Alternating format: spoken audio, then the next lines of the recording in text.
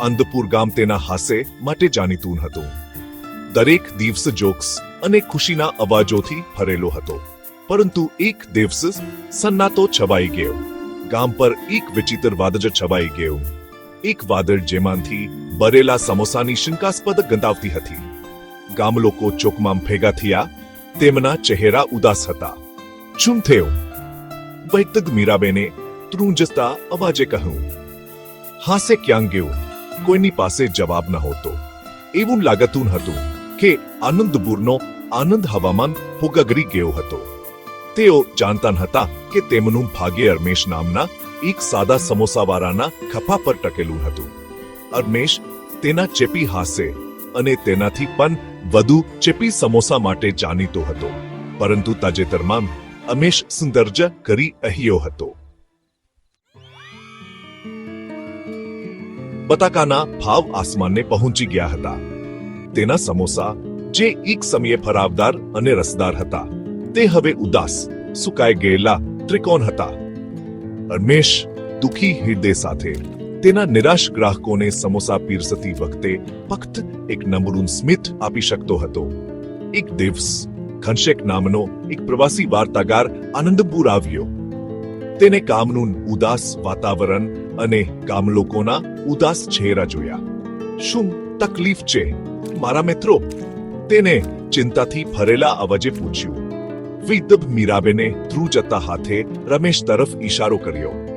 રમેશ છે, તેનીએ કહ્યું. તેના સમોસા પહેલા જેવા નથી અને તેનું હાસ્ય પણ નથી.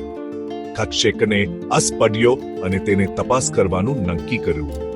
તેને રમેશને તેના સ્ટોલ પાસે માથું પકડીને બેધેલો જોયો.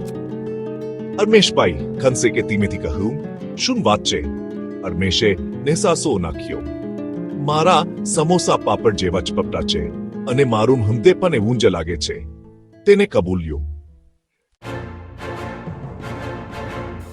ઘનશેકે ધીરજપૂર્વક રમેશની વ્યથા સાંભળી. જ્યારે તે પૂર્ણ થયો ત્યારે ઘનશેક હસે. પરંતુ રમેશભાઈ, તેને કહ્યું, તમારું હાસ્ય તમારી સાચી પેટ છે, ફક્ત તમારા સમોસા જ નહીં.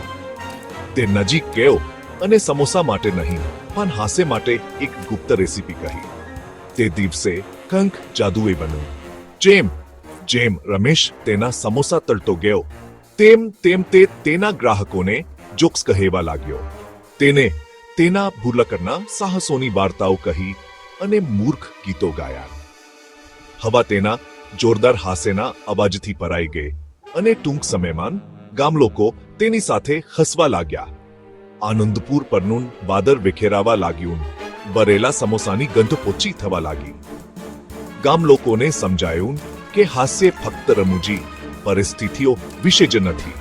તે એક પસંદગી છે. સ્મિત સાથે જીવનના પડકારોનો સામનો કરવાની એક રીત છે. રમેશના મનોરંજક સમોસા સ્ટોલ વિશે વાત ફેલાઈ ગઈ. લોકો માઇલો દૂરથી આવ્યા, ફક્ત સ્વાદિષ્ટ સમોસા માટે જ નહીં પરંતુ રમેશના ચેપી હાસ્યના ટોટર માટે પણ. તેનો ધંધો ધમધમતો થયો અને ટૂંક સમયમાં તે ફરીથી શ્રેષ્ઠ બટાકા ખરીદી શક્યો. પરંતુ તેનાથી પણ મહત્વનું એ છે કે તેને તેના હૃદયમાં આનંદ ફરીથી શોધી કાઢ્યો હતો. રમેશે તે દિવસે એક મૂલ્યવાન પાઠ શીખ્યો. હાસ્ય ફક્ત સારા નસીબનું પરિણામ નથી, તે તેને અનલોક કરવાની ચાવી છે. અને જેમ આનંદપુરના ગામ લોકોએ શોધ્યું, ક્યારેક સૂર્યપ્રકાશ પાછો લાવવા માટે ફક્ત એક વ્યક્તિના હાસ્યની જરૂર પડે છે.